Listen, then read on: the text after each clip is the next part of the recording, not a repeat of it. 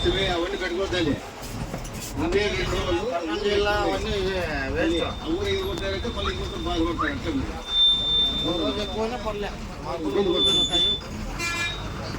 శివుని దగ్గర పోయి చాలా సుఖం వచ్చేయండి. మళ్ళీ ఆడ అభిషేకం ఇచ్చేటంటే మేము ఆడ వదిలేసి ఇంటికి వచ్చేస్తాం అంతే.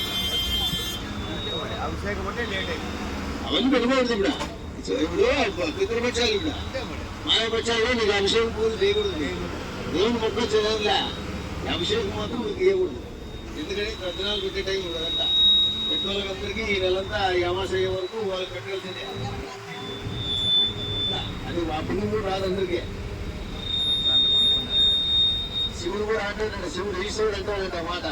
మా నాయన లేడే మా నాయన కూడా కత్తి పెడతాడు కదా అని అంటాడు శివుడు. అంటాడు చెప్పేసి ఫోన్ చేసి చెప్పిన శివుడికి, నేను వంతు పెట్టుకుంటాను మా ఆయన మా అమ్మకు పెట్టుకుంటాను స్వామిని, నువ్వు కూడా పెట్టుకొని చెప్తాను. ఇక అభిషేకం ఇచ్చిపోతే చెప్పినారు.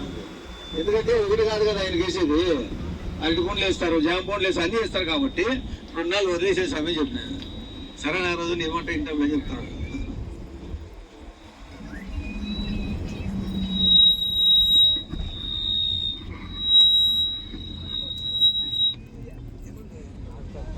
చెప్పు లోపలికి వేసుకో, దావలో ఉంది చూడు.